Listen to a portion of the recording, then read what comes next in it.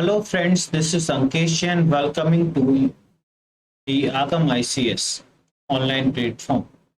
दोस्तों हम ऑलरेडी जो है सोशलॉजी की सीरीज स्टार्ट कर चुके हैं जिसके अंतर्गत हम अपना second topic concept of civilization and culture आज डिस्कस करेंगे। दोस्तों हम अपना पहला topic elements of social harmony discuss already कर चुके हैं। अगर आपने हमारे पहले वीडियो नहीं देखे हैं तो चैनल पर जाके प्लेस लिस्ट में आप हमारे दो वीडियो वो देख सकते हैं। दोस्तों हम बात करेंगे concept of civilization and culture के बारे में जिसके जिसके अंतर्गत हम टॉपिक्स जो है कवर करेंगे इनकी definitions, classification of culture, characteristics of culture, function of culture, benefits of culture and cultural lag. उसके बाद हम एक सेपरेट वीडियो में सिविलाइजेशन को डिस्कस करेंगे। दोस्तों शुरुआत करते हैं हम अपने कल्चर के। तो कल्चर दोस्तों आपको पता है कि जैसे ही कल्चर जो है हिंदी में हम इसको संस्कृति कहते हैं। कल्चर कहाँ से आया? तो कल्चर एक लैटिन वर्ड कल्टस से बना है जिसका मतलब होता है रिफाइन समथिंग और कल्टिवेटिंग समथिंग। दोस्तों यानी जिसका मतलब विकसित करना। विकसित किस तरीके से करना कि वो हमें एडमायरेशन और रिस्पेक्ट दे। अब हम बात करेंगे इसकी डेफिनेशंस की। तो डेफिनेशन में हम बात करेंगे कि कल्चर, अगर मैं कहूं कि कल्चर है क्या दोस्तों, तो आपको मैं बताऊंगा कल्चर क्या है। Culture is a way of life. Culture जीवन जीने की विधि है, जो हम कपड़े पहनते हैं, जो हम खाना खाते हैं, जिस पद्धति से हम रहते हैं, जो हम सोचते हैं, जो प्रथाएं हम पालन करते हैं, जिस भगवान की हम पूजा करते हैं, ये सभी जो है हमारे कल्चर के पार्ट हैं। जब हम डेफिनेशन वे में जाते हैं तो culture is a way of life in which an individual और ग्रुप लिव। कैसे रह रहा है, कैसे सोचता है, कैसे फील करता है, कैसे ऑर्गेनाइज करता है और क्या सेलिब्रेट करता है एंड शेयर करता है, वो सब जो है हमारे कल्चर के अंतर्गत आता है। और कल्चर के बारे में कहा जाता है culture is a unique position of man, यानी हर मानव का अलग अलग कल्चर होता है, हर एक उसकी खुद की एक यूनिकनेस होती है कल्चर में। ठीक है दोस्तों, अब हम बात करेंगे इस कल्चर की डेफिनेशंस के बारे में जो हमारे थिंकर्स बताते हैं, जैसे कि Edward B Taylor. Edward B Taylor बोलते हैं culture is a complex whole. दोस्तों इन्होंने कहा है कॉम्प्लेक्स होल, तो होल के अंदर कुछ तो आएगा। हमने जब कहा कि कल्चर हमारे जीवन जीने की विधि है जहां पे हमारे समस्त प्रथाएं, विश्वास, मोरल्स, कस्टम्स ये सभी आ रहे हैं, तो यही जो है इन्होंने एक कीवर्ड दिया कॉम्प्लेक्स होल, जिसके अंतर्गत क्या क्या आ रहे हैं, नॉलेज, आपके बिलीफ, आपका विश्वास, आपके आर्ट, आपका मोरल्स, लॉस, कस्टम्स और any other capabilities and habits, ये सभी जो है क्या है दोस्तों, कॉम्प्लेक्स होल के अंतर्गत है। Culture is a complex whole acquired by the man as a member of society. जो मानव जो है, जो समाज के सदस्य होने के नाते ग्रहण करता है कॉम्प्लेक्स होल से, वो क्या है दोस्तों, कल्चर है। इसी प्रकार हम जब सेकंड डेफिनेशन की बात करते हैं मैकाइवर और फेस के द्वारा, तो उन्होंने इन्हीं टर्म्स का जो कॉम्प्लेक्स होल्स में आते थे, जिसमें आपके विश्वास आता है, आपके रीति रिवाज आते हैं, आपके कला आते हैं, आपके कस्टम्स आते हैं, ठीक है, आपके आचार आते हैं, आपकी क्षमताएं आती हैं, इन्हीं को उन्होंने क्या किया है दोस्तों, उन्होंने अलग अलग कर लिया। जैसे यहाँ पे इन्होंने कीवर्ड दिया है इमोशनल अटैचमेंट। तो इमोशनल अटैचमेंट के अंतर्गत क्या क्या लिया है इन्होंने, मोरल्स लिए हैं, कस्टम्स लिए हैं, लॉज लिए हैं। स्टाइल्स में क्या लिया है, स्टाइल्स में आपके फूड हैबिट्स को, आप क्या पहनते हैं, फूड हैबिट्स, आपका ड्रेस कैसा है, ये सब चीजें। आपकी वैल्यूज में एथिक्स लिया है। ठीक है दोस्तों, यहाँ पे इंटेलेक्चुअल एडवेंचर्स में आपका लिया है आपकी नॉलेज, आपकी कैपेबिलिटीज, आपकी आर्ट, ये सब जो है इस तरीके से इन्होंने कॉम्प्लेक्स होल्स के अंदर जो जो हमने कहा था वो सब आता है। अब हम बात करते हैं थर्ड डेफिनेशन के बारे में, जिसमें कहा हर्कोविट्स ने। तो हर्कोविट्स ने कहा है culture is the man made part of environment. तो यहाँ पे हम बात कर रहे हैं कल्चर जो है पर्यावरण का मानव निर्मित भाग है। जो जो मानव सीखता है उसी हिसाब से उसका मनोवृत्ति होती है, यानी कि उसके एटीट्यूड डेवलप होते हैं और उसी प्रकार से वो जो है उसको रिएक्ट करता है। तो इस प्रकार हमने कहा कि कल्चर, आप कोई भी डेफिनेशन अगर आपका 5 मार्कर आता है तो आप हर्कोविट्स की डेफिनेशन लिख सकते हैं। अगर आपके 200 वर्ड्स में कल्चर की डेफिनेशन के साथ कोई और प्रॉब्लम पूछी जाती है तो आप एडवर्ड बी टेलर की भी डेफिनेशंस लिख सकते हैं। ये डिपेंड करता है कि आप कैसे टाइम मैनेजमेंट आप अपना मिलाते हैं। दोस्तों हम बात करेंगे अगले टॉपिक के बारे में, इसके सब टॉपिक में क्लासिफिकेशन ऑफ कल्चर। तो विलियम वॉकबर्न ने दोस्तों कल्चर को दो टाइप में डिवाइड किया है, एक मटेरियल कल्चर और एक नॉन मटेरियल कल्चर। दोस्तों मटेरियल कल्चर के अंतर्गत वो सभी चीजें आती हैं जो हमें दिखाई देती हैं, जिनको हम टच कर सकते हैं, जैसे हमारा फूड हुआ, टेक्नोलॉजी हुआ, हमारे इंस्ट्रूमेंट हुए, हमारे टूल्स हुए, ये सभी जो है मटेरियल कल्चर के अंतर्गत आते हैं। और जो नॉन मटेरियल कल्चर के अंतर्गत आते हैं दोस्तों, जैसे कि हमारे आइडियाज जिनको हम टच नहीं कर सकते, जैसे हमारा नॉलेज, जैसे हमारे कस्टम्स, जैसे हमारे वैल्यूज, ये सब बेटा नॉन मटेरियल कल्चर के अंतर्गत आते हैं। और देखिए दोस्तों, इसमें जब यही मटेरियल कल्चर डेवलप्ड स्टेज में पहुंच जाता है तो उसी को क्या बोलने लगते हैं हम, सिविलाइजेशन। इनको क्या बोलने लगते हैं, सिविलाइजेशन। तो दोस्तों ये हमारा क्लासिफिकेशन ऑफ कल्चर हुआ। अब अगला टॉपिक है हमारा कैरेक्टरिस्टिक्स ऑफ कल्चर। तो कैरेक्टरिस्टिक्स ऑफ कल्चर में दोस्तों सबसे पहला पॉइंट क्या है, मैन मेड। कल्चर कैसा है दोस्तों, मैन मेड। तो आप देखते हैं कि कल्चर हमारा मैन मेड है, यानी मानव द्वारा बनाया गया है। इसमें कैसे पता करेंगे, हम देखते हैं कि हमें कुछ भी चीज भगवान ने जो है, हमारे जो रीति रिवाज हैं, जैसे हम रह रहे हैं, जैसे हम खा रहे हैं, जैसे हम पहन रहे हैं, ये सब जो है हमें किसने, ये हमारे मानव द्वारा ही बनाए गए हैं। रीति रिवाज, ज्ञान, भाषा, कला, नैतिकता, ये सब किसने बनाए हैं, मानव ने बनाए हैं, और इसी में वो इम्प्रूवमेंट करता है। तो culture is a man made. Second है culture is a learn behaviour. तो लर्न बिहेवियर कैसे दोस्तों, जब मनुष्य पैदा होता है तो वो समाज में पहले माँ से सीखता है, फिर अपने परिवार से सीखता है, फिर अपनी सोसाइटी से सीखता है, और धीमे धीमे वो अपनी हैबिट से एक्वायर करता है और उसका एनवायरनमेंट से सीखता है। तो कल्चर एक लर्न बिहेवियर है। Culture is the shared by group of people. Culture अगर कोई थॉट और एक्शन, आपका कोई विचार है, अगर वो लोगों के साथ शेयर किया जाता है तो वो उसको कल्चर कह सकते हैं। Culture is transmissive.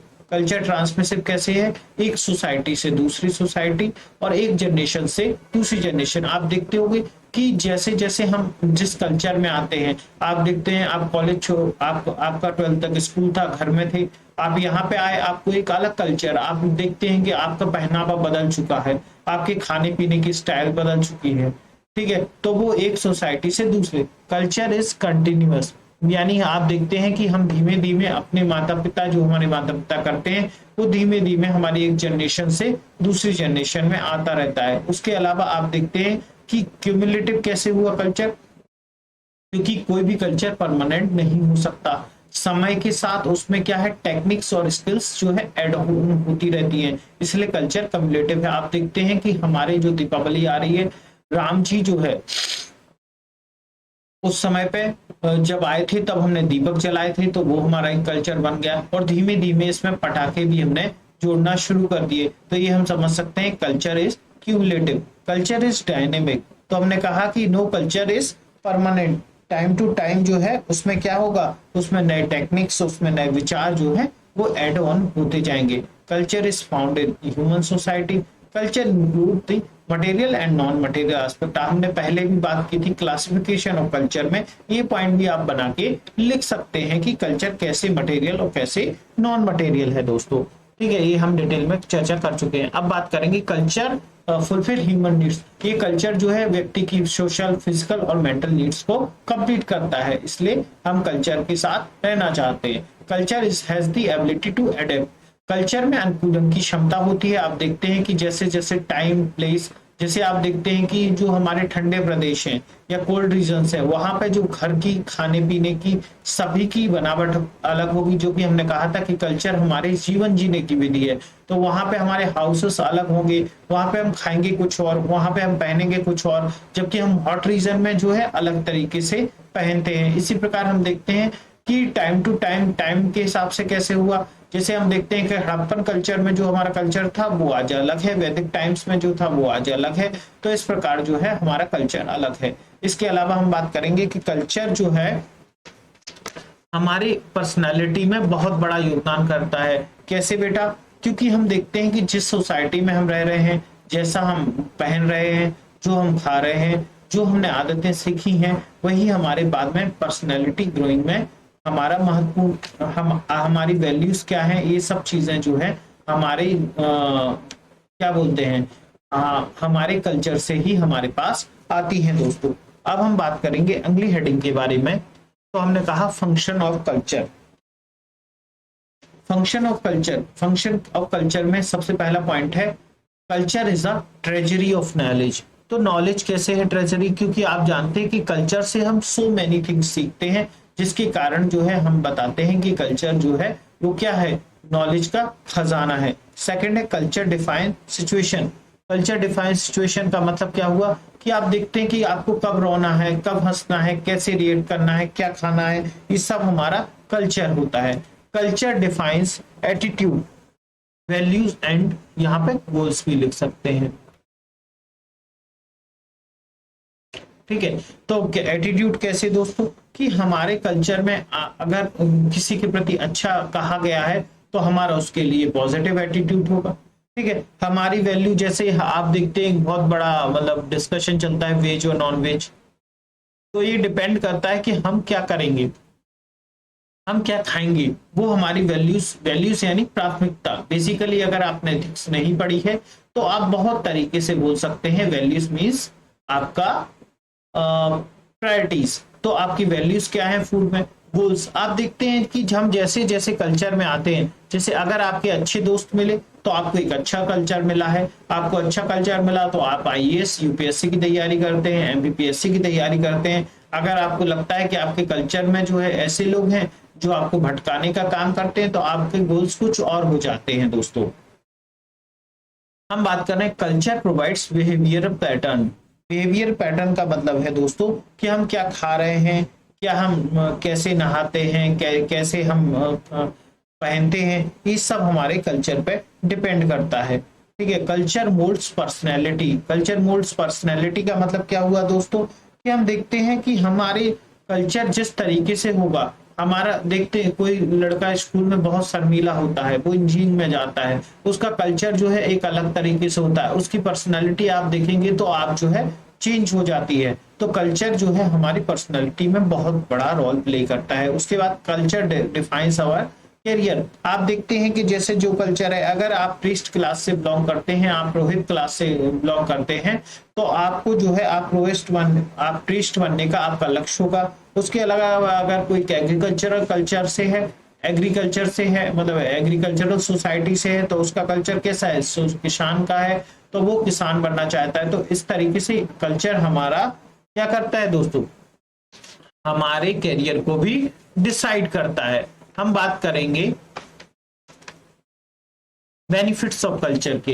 तो कल्चर हमें क्या करता है बेटा, पर्पस टू दी लाइफ देता है। जो हमने कहा था पहले भी, हमने फंक्शन ऑफ कल्चर में गोल की चर्चा कर ली है कि भाई कैसे कि अगर कल्चर पर्पस ऑफ लाइफ कैसे, पर्पस टू लाइफ कैसे, अगर हम एस्किमो जनजाति की बात करें तो वहां पे जो है उनका क्या है, सर्वाइवल भी is the only goal. Second क्या है, survival tool for social life. यहाँ पे भी हम बात कर रहे हैं कि जो सर्वाइवल टूल कैसे है कि जो एस्किमोज हैं जो आर्कटिक सर्कल में रहते हैं, वहां पे एल्डर जो है एक दूसरे को मतलब खा लेते हैं, किसके लिए, जब उनकी शॉर्टेज की फूड होती है। Culture also gives satisfaction. Satisfaction कैसे देगा कल्चर कि आप देखते हैं कल्चर जिस तरीके से होता है, जैसे आपको पता है कि आपके माता पिता को हमेशा आपकी शादी वगैरह इन चीजों का बहुत फिक्र होती रहती है। तो यहाँ पे आप देखते हो कि कल्चर जो है कि फैमिली बना लो, ये कर लो है, तो यहाँ पे जो है कल्चर आपको सेटिस्फेक्शन देता है कि हाँ बच्चों की शादी हो गई है कल्चर में, इस कल्चर में इतनी उम्र तक शादी हो जानी चाहिए, ठीक है, इस इतने टाइम तक बच्चे पैदा हो जाने चाहिए। तो ये हमारे सेटिस्फेक्शन। उसके अलावा culture integrates social, economic and political aspect of the individual. आप देखते हैं कि जैसे हम अभी बात कर रहे हैं सोशल एस्पेक्ट, अभी दीपावली आने वाली है, ठीक है, दिवाली आने वाली है, तो आप देखते हैं कि दीपावली में क्या होगा, हम लोगों को जोड़ेंगे लोग। इकोनॉमिकली जब हम बात करते हैं कि कोई हम बिजनेस करते हैं तो हम लोगों से इकोनॉमिकली जुड़ते हैं, ठीक है, ट्रेड के थ्रू जोड़ा। यहाँ पे पॉलिटिकल, जब हमारी वोटिंग हो रही है तब हम जोड़ते हैं कि हमारा वोटिंग कल्चर है कि हमारे परिवार में तो सभी वोट देंगे। उसके अलावा कल्चर क्या है दोस्तों, यूनिवर्सल इन नेचर, मतलब हर सोसाइटी में पाया जाता है। ऐसा नहीं है कि एक व्यक्ति, अगर कोई व्यक्ति पैदा हुआ है तो उसका भी कल्चर है। तो कल्चर हर सोसाइटी में, जनजातियों का अपना कल्चर है, अपन खुद के सिलेबस में भी पढ़ते हैं कि सभी के कल्चर हैं दोस्तों। अब हम अपने लास्ट टॉपिक के, आज के लास्ट टॉपिक के बारे में बात करेंगे, culture, cultural lag.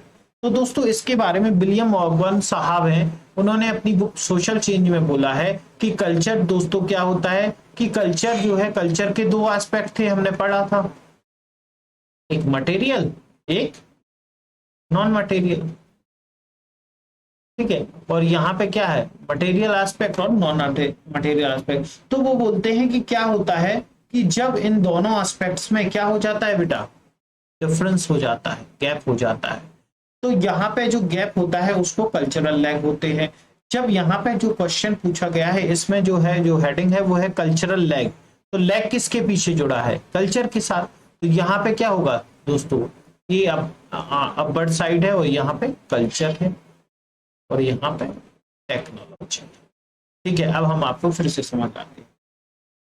William Morgan ने अपनी पुस्तक सोशल चेंज में कहा है कि सोसाइटी के टेक्निकल डेवलपमेंट और इसके मोरल और लीगल डेवलपमेंट में जो है डिफरेंस होता है, और वही गैप को जो है कल्चरल लैग कहते हैं। वो बोलते हैं कि जो संस्कृति का जो आपका क्या है बेटा, मटेरियलिस्टिक पक्ष है, वो क्या होता है, नॉन मटेरियलिस्टिक पक्ष से आगे बढ़ जाता है, और इसी अंतर को हमने कहा कल्चरल लैग। और ये क्यों जरूरी है कि समाज में जो है सोशल कॉन्फ्लिक्ट क्यों हो रहे हैं, समाज में कॉन्फ्लिक्ट प्रॉब्लम्स क्यों आ रही हैं, ये सब हम कल्चरल लैग के थ्रू जानते हैं।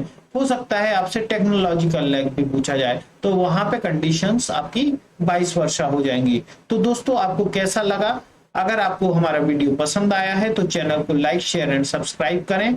और दोस्तों इसके बाद हम जो है अगला टॉपिक पढ़ेंगे, सिविलाइजेशन। Thank you.